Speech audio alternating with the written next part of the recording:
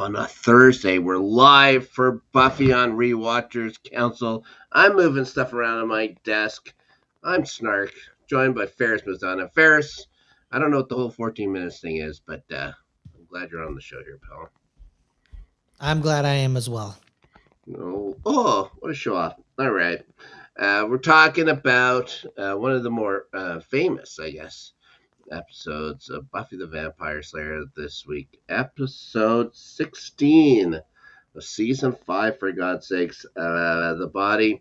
Now, its original air date is February 27th of 2001, so it's all the silver anniversary. It's a lot of silver anniversary posts about the body this week. Written, directed by the guy that created the show. Get into some of the things that was going on at the time. Number one movie, Hannibal. Yeah, the prequel. Or no, this is the sequel to because the prequel's Red Dragon. Silence of the Lambs.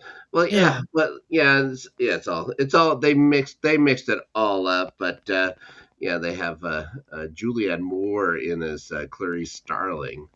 I remember that when it came to this one. Number one song in your United States for whatever reason, because I couldn't remember this song. I was listening to quite a bit of music at the time, but this song was number one for a while in the States, and it kept some great songs out. Stutter by Joe featuring Mystical.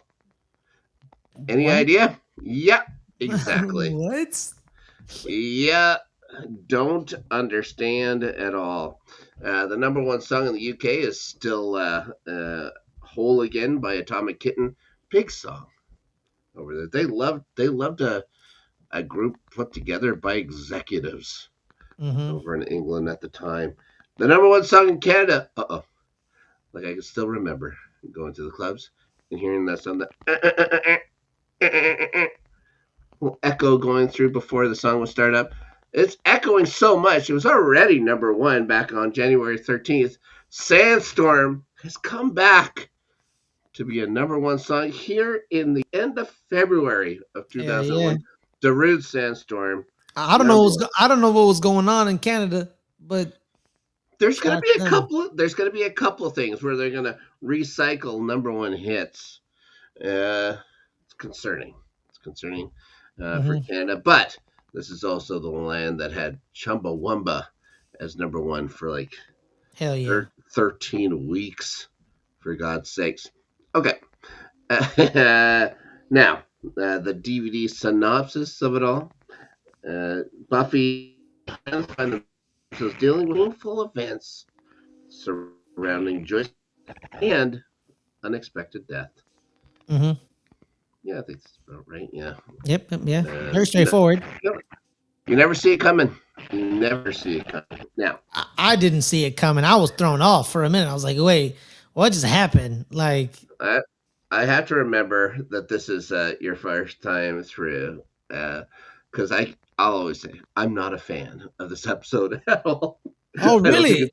I don't think it's very good. The more I've rewatched it, it's like, oh, there's just so much that I don't like. I thought you said this is one of the most famous episodes. It is. So, that doesn't mean it's good. That doesn't mean it's good. That means a lot of people think it's good. Oh, a lot. I don't. I don't. Okay. Yeah, there's just too much. Like, maybe it's because I've had to go through grief. I've had to go through certain situations, never having to find a parent deceased. But that would be horrible. I found things. It's not great. Wow. But, Buffy is a superhero. And just to see her go so catatonic, so that she shuts down so completely that she doesn't even start CPR for a bit and stuff like that. When she's on the phone, she's trailing off. She's in another world. The worst line, maybe of this entire season, is when she says she's cold. Should I warm her? What are you doing with Buffy, just showing zero emotional intelligence in this girl, and she should know better by this point. Hmm. Yes, of course, it's going to be a huge shock that her mother has passed away. I understand all that. It's just I don't like the way uh, it was made for Buffy to react. Like when I read the things and stuff like that, there's like saying, "Oh, this is going through. We all went through some trauma. Like Whedon had gone through somebody's one of his friends' parents had died or something like that. So he tried Hmm. that and stuff like that. It's like I don't know if that's true.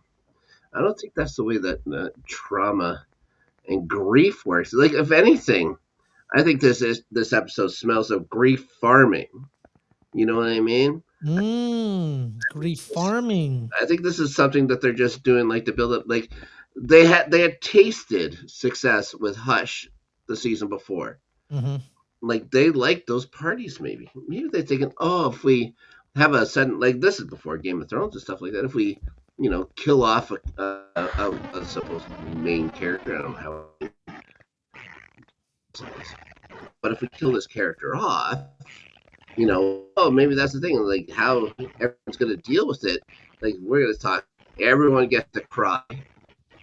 It's like we're going to send this out to all the Emmy, considerations. Like look at all the people crying and stuff like that. And I just, I just don't like. Maybe I'm also getting hard in my old age here and stuff like that. Yes. I'm, a lot closer to Joyce's age now. Probably past Joyce's age, to tell you the truth. Then Rob, I think you're breaking up. I'm picking up. Oh boy. Well, I can see the things. So great. Now They're maybe going it's after because you. They're going after you, Rob. They're saying, "How dare you talk about the show like this?" that's exactly what I was saying. Like the body must be a very popular episode Hmm. on the internet or something like that. Not want me here at all. Anyways, when she calls the 911 and stuff like that, she needs to have they're going to tell her what to do and stuff like that. I think that all the 911 parts are fine and stuff like that. When she breaks her mom's ribs trying to give her CPR, and like, they're saying like that's okay.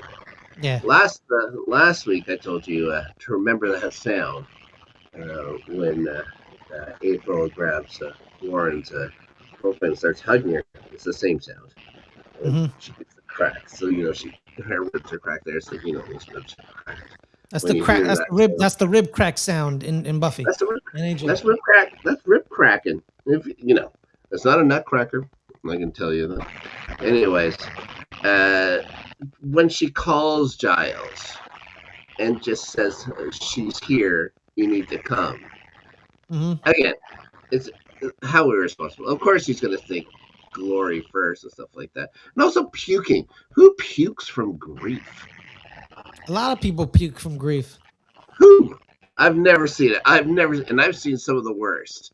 I've seen some of the worst, and I could never Well, imagine actually, I've only from seen people grief. puke from grief in movies and TV shows. That's actually true. Exactly. That's a good point. I've actually never. Yeah. I've actually been to a funeral, and I don't think nobody threw up. No. It's and as far as bodies go, the Hmm. way Joyce passes seems very peaceful. Yes. Uh, I've been unfortunate enough to see much worse, Yes. much A worse than that. slow walk towards the gates of death. That's pretty horrible to see. Hers was an aneurysm. Got her out of there like that. Very peaceful in her sleep. Hopefully that's the way I go out. Well, Or in a you blaze never. of glory, saving the world.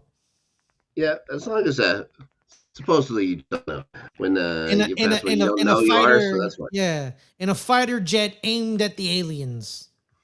Is that? Oh, you're getting ID for it? Yeah, go Independence Day, baby. Honey, I'm home. That's the kind of guy you should emulate yourself of. Yes. Randy That's a Quaid. that's a great man.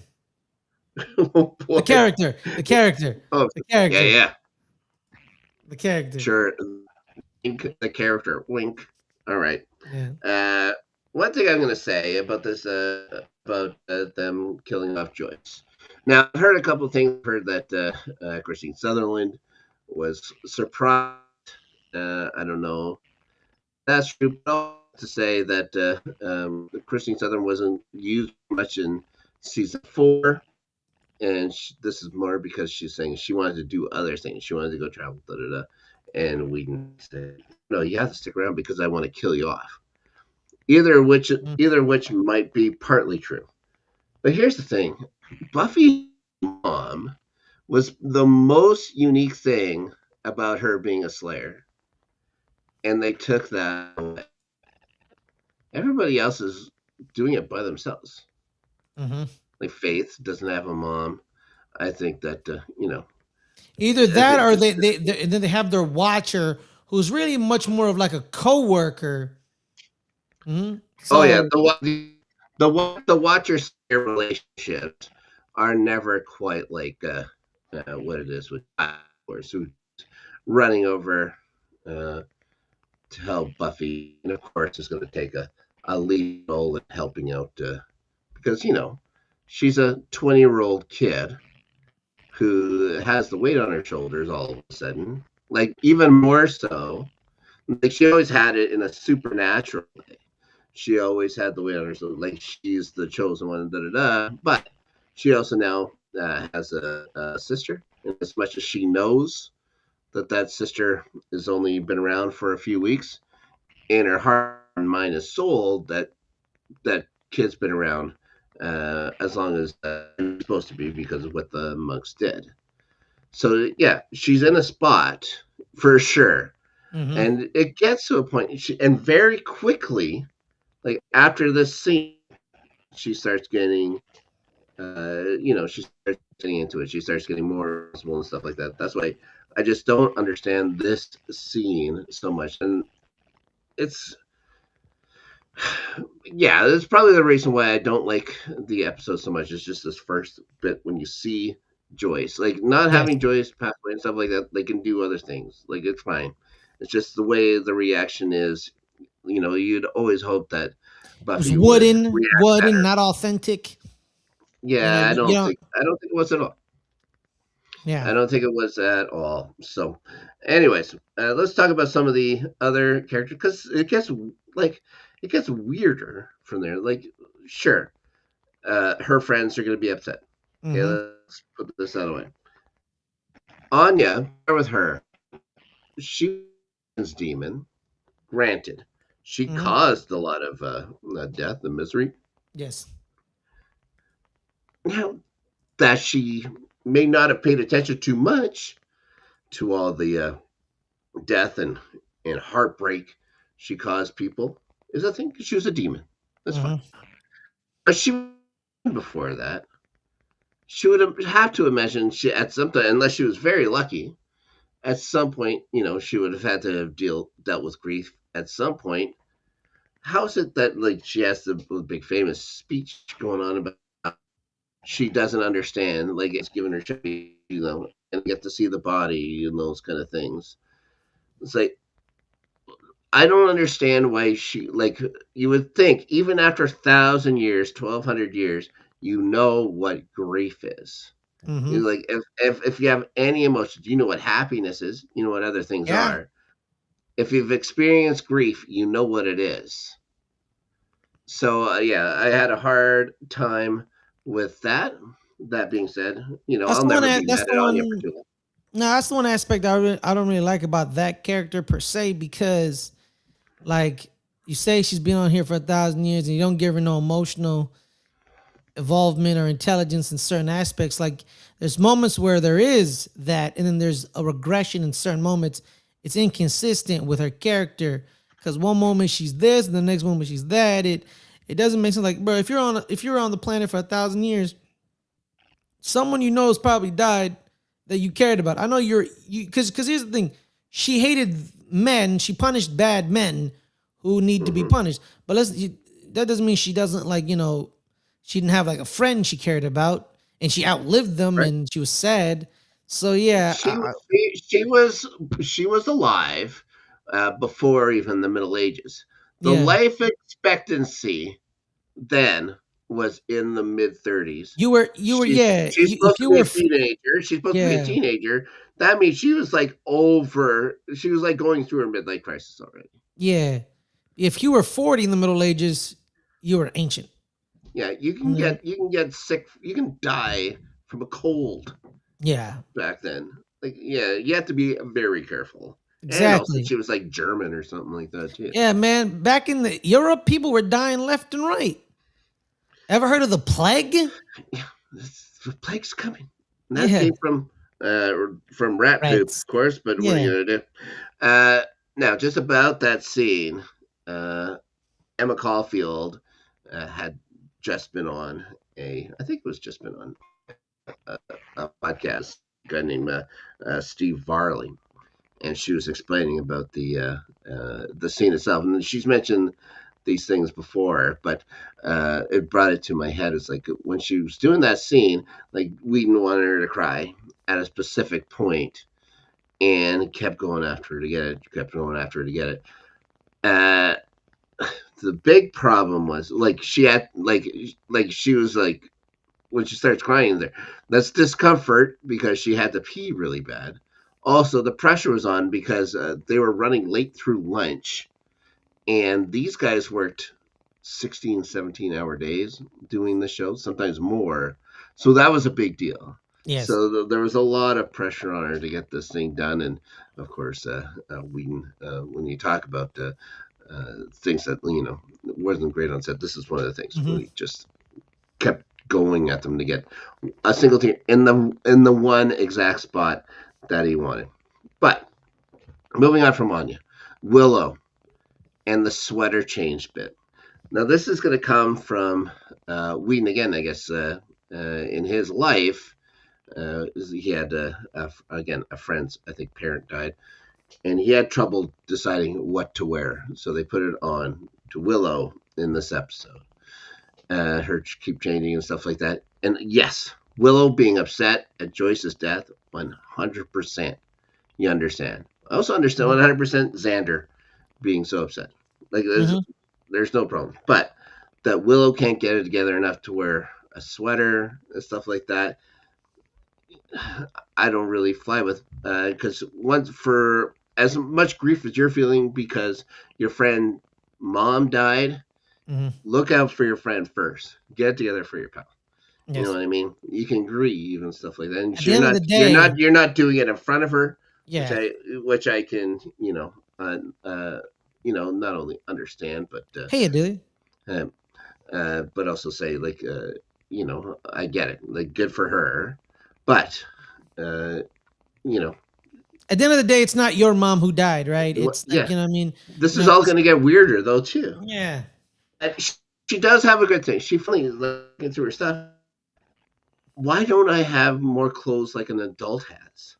Like everything has a kitty or something like that on it. It's like, yeah, now she gets it. You're Mm. all 20 years old. You're in university. You're growing up. You're grown ups. You're living by yourself. You're gonna find out you just visit your mom every once in a blue moon and stuff like that. So that's all well good. Big thing about this, besides her saying like, yes, I always dress like a kid, is that you see her and Tara kiss in this episode. Something that again Whedon fights for. The first time you ever see them kiss on screen, this is the first time where they're a couple. I Yes. think that like it's always implied and stuff like that. This is the first Mm. time you ever see Yeah. like Yeah. a romantic act. Let's say that. Yeah. A Uh, gesture. Maybe a little heavy for a grief scene. The kiss. It's like Yeah.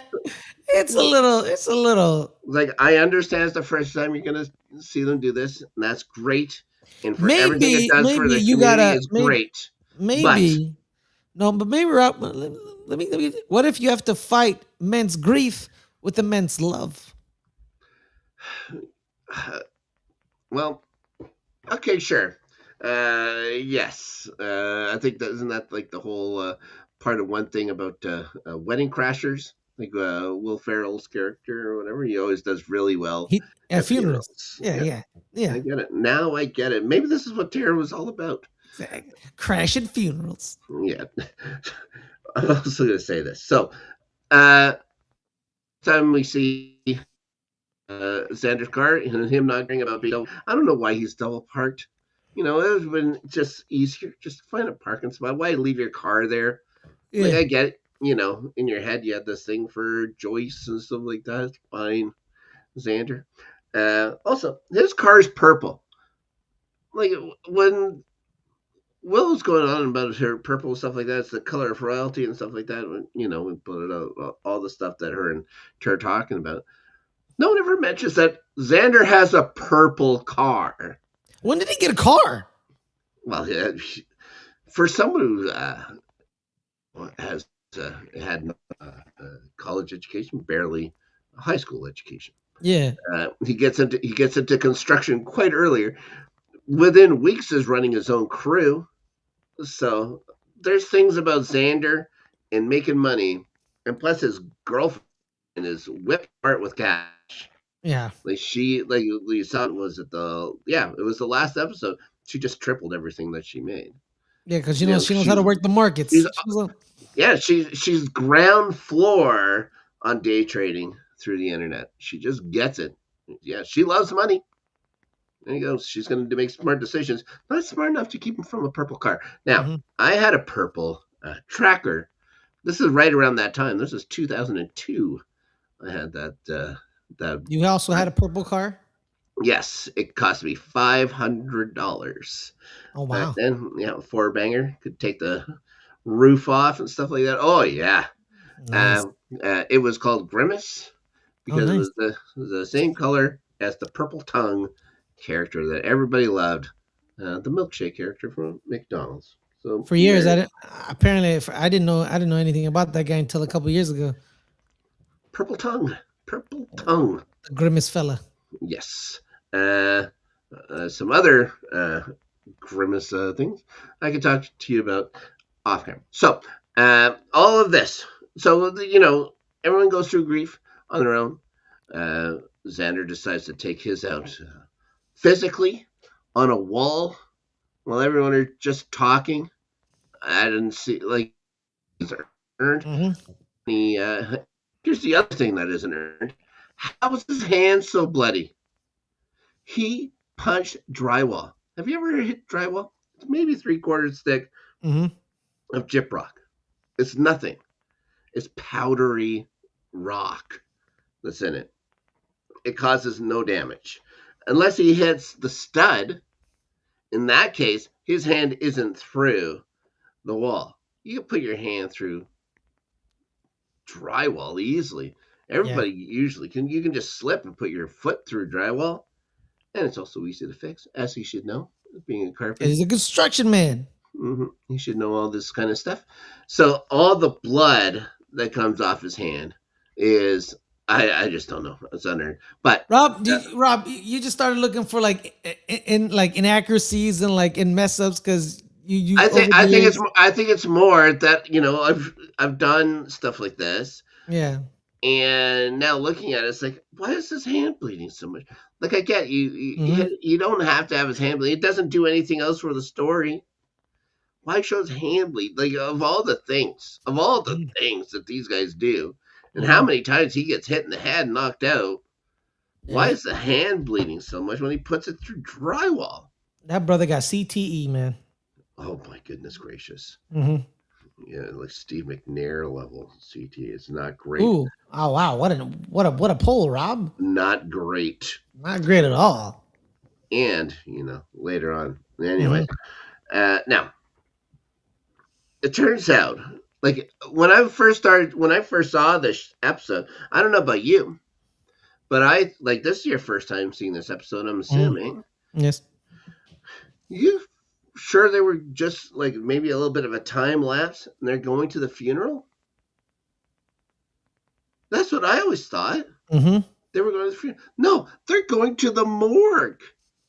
They're heading directly to the morgue. Also, Well, they got to do the autopsy on her. but why? Who sits in there for like the entire, like her family and friends sitting around for an autopsy on your friend's loved one? Nobody. Well, actually, Also, Rob, this is a group of people that that have been doing stuff like shenanigans, maybe afoot. So we need someone to examine the body if like there's like a curse or a rotten organ that was they cursed. they may also have like their own couch there. Sure, that's great. Yeah. But you're going there for the morgue part. Also, you're bringing in. It looks like a natural death. Of course, I understand any death Hmm. that happens outside of a hospital. There's going to be an autopsy, Yeah. right? How are they getting autopsies on demand? I immediately feel until I remember that Joyce was getting MRIs on demand. Like, Yeah. like she got like well, They lived in they lived I in think an that's the America. thing. They lived in a fictional America where everything was right then and there. Yes, yes, it's a one-star buck town with a very elite medical center. Yes. Yeah, almost drive-through morticians there. Yes. No, I guess it's not a mortician, a forensic pathologist. And Yeah. luck for us, the forensic pathologist was also her cancer doctor. How is that possible? That makes no sense. Like, I'm going to tell you this: if And he basically said we missed it. if you're a Sometimes doc, it's detected and sometimes it's not. it's like, my bad. Sorry. Now, if you're a doctor and you're also a forensic pathologist, how good do you have to be at your job? You know what I mean? Like, you could make a mistake easily and just clear it up in the just a little smudging and stuff like that. It's like, Hmm. guys, I'm the only one doing this. What I say goes. I don't know how you feel about that. That's not good because doctors got to take the advice. Like if you're doing an autopsy for the family's in charge of the body, so it's kind of not a my way highway situation. Yeah. Uh, right. This guy's no Quincy either. Now, Hmm. the whole dawn of it all. Uh, I really appreciated when you first see her at her school and her just relating to kids her age and stuff like that. Hmm. All this part's great. Yes, of course. And, of course, they're going to talk about how she's cutting herself and stuff like that. She isn't going to give up like all the answers. She also doesn't shy away from it. You see this one, I don't know, mean girl or something like that that's there Hmm. talking to her and stuff like that. And, she doesn't, she was all saying all kinds of crap about her. But, when they talk in the hall, that's kind of, a little catty cordial, if you will. But Hmm. she talks to that boy in the art class, seems like he gets it. He's into those kind of things. There's, I guess, kids like that. What pisses you off is when Buffy comes down. Buffy, done with the catatonic by this point, is go Hmm. to the morgue, brings her out. It's like, I need to talk to you. And Dawn going on about how they're going to think I'm a freak and all this stuff. And she's like, we need to go outside, Dawn. And Dawn's just stubbornness to not go out. It's like, okay, I'm just going to tell you right here, mom died. There you go. You happy? You know what I mean? Obviously not happy because she starts crying and stuff like that, and everybody's going to Hmm. see her. This is the exact same thing that she didn't want to have happen, but that's on Dawn. They were trying to look out for her as always, Yeah. and she just wouldn't have it. Just stubbornness, just like the stubbornness of a 13-year-old kid. Like that's hard to relate to me these days because I'm just past that age. I'm not, I can't remember like 10 years ago. You know what I mean? When I was Hmm. 13. Yeah. So, and of course, the whole thing being a little girl and stuff like that is also a little more difficult to relate Yes. with as well. So, now about the thing as a whole, the lack of music in it meant to keep people in the scene. He didn't want music in it because it can add comfort to people. He said people will feel it's more terrifying. Mm. I don't know about terrifying at all. Even when the at the end, of course, Don Stubborn is like, you don't want to go see the. Would you ever want to go see like a loved one's body in the morning? Do you have this compulsion that your last memory of your loved one is their dead body? A lot of No. people, yeah, a lot of people don't go to funerals because of that. They want the last image of that person be their last image. They don't want Yeah, to see them in the casket. I remember when my grandpa died. Hmm. My I went down to the hospital. All the family was there, and it's like, man, it's like you can go in and see him. And so he looks, he's smiling. He looks peaceful, and it's like, why would I want to do that? Ridiculous, ridiculous. To this day, I'm so glad I never did that. No, no, no. Like, yeah, there's a compulsion for people sometimes. I have to see the bodies. Like, why would you want to do that? Hmm. Like, trust people when they say, you know, they're gone. It's people are like, especially when people are looking out for you, people that love and care about you are saying, you don't need to do this. I don't believe you should do this. Don't do it. Life isn't hard. Listen to advice. Hmm. That's all. Anyways, I'm just thinking about all the music. When they actually hit the theme song for the show, Hmm. it's really jarring. We'll say that. And this is, of course, after her saying, Mom, Mom, Mommy. Then it hits the music afterwards. Why wouldn't they just cut the music on the thing? I understand if you change the credits, it can be pretty expensive. Hmm. But can it be that expensive just to hit the music? Just mute the music. Yeah. I didn't think it would Just don't be. play it. Just Yeah, don't just play it. you don't need to. You could still pay Nerf Herder their $100 or whatever it was going to be. I'm sure it's a lot less than that, but you know what I mean. Just pay them. Anyways, Hmm. that's it for everybody. Hopefully, I'm imagining there's a lot more people that enjoy it than I did. I don't know. The Ferris, what was your take on the body? Were you a fan of it? I thought it was fine. Yeah. You Were you know. ready? Were you ready for Joyce to go? No, I wasn't. No, But especially on the now outside. looking now, listening about you, Rob, like it does. Her having a mom does change the perspective on her because Slayers have complicated and crazy lives, and most of them don't reach 20. The Like, original Slayer keeps saying that we are alone. mm-hmm. That's it. She's supposed to be alone. It's like, well, she has friends, but she also has a mom. Nobody else has a mom. I disagree, and Yeah. exactly like I disagree with that statement. And most of them die at 16. They don't reach 20. They don't even go to college. So she's different.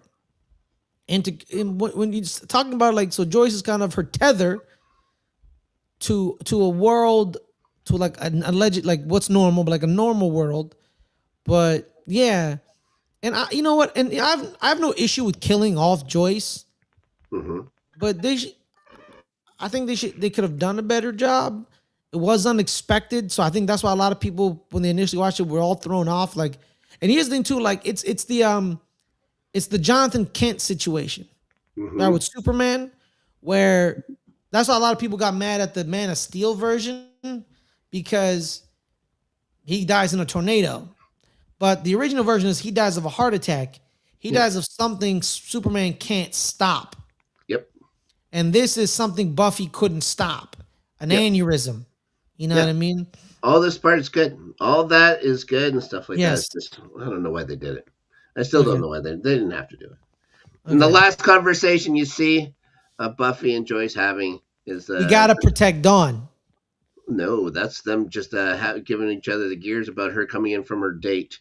Yeah. And Oh she's yeah, saying, that's true. Yeah, yeah. I left my bra in his car. No, I left it on the restaurant floor or whatever.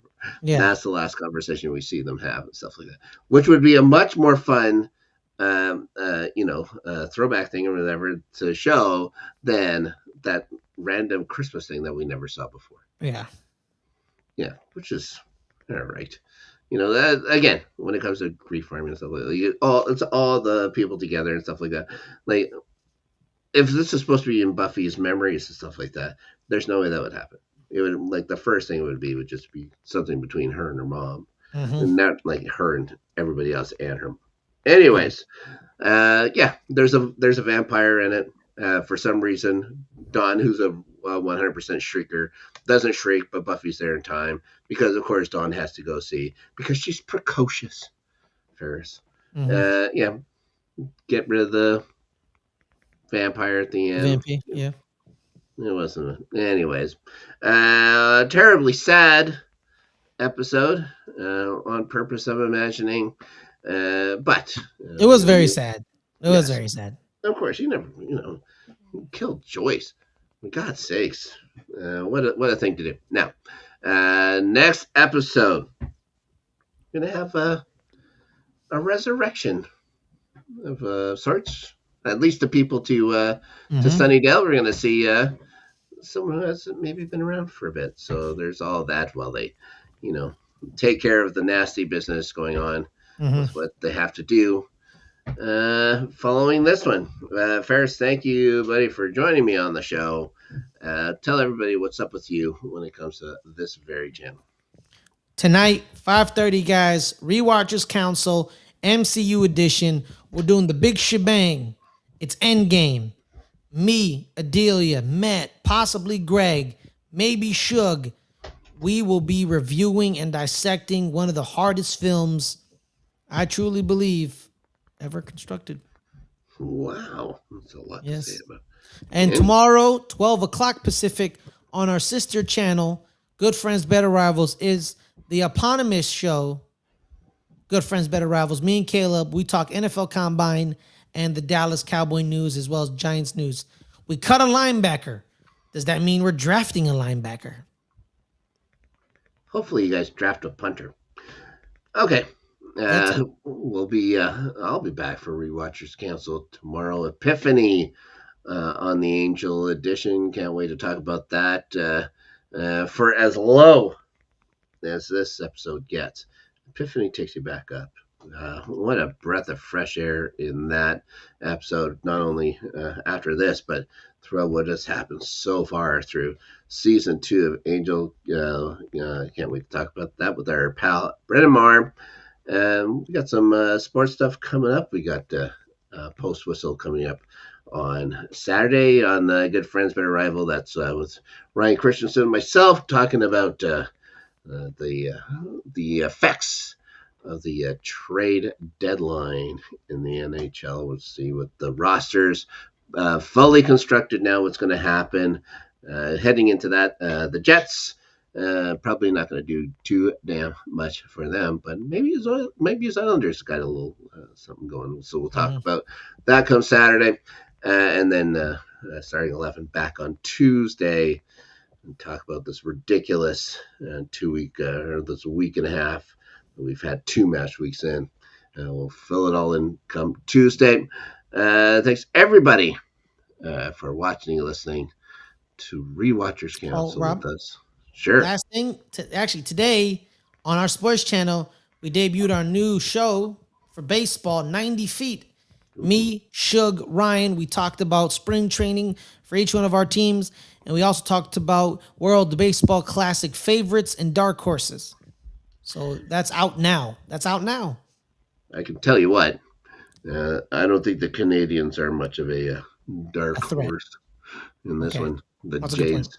Jays slapped him around for 9 innings the other day. Okay, great. Yes, let's go Blue Jays. I'd also go for the Spos, but they're probably never coming back. But I also said the same thing about the Jets, so you never know. Thanks everybody for watching and listening, and we will see you all in the words of Joyce Summer. Please like and subscribe. We'll see you next time.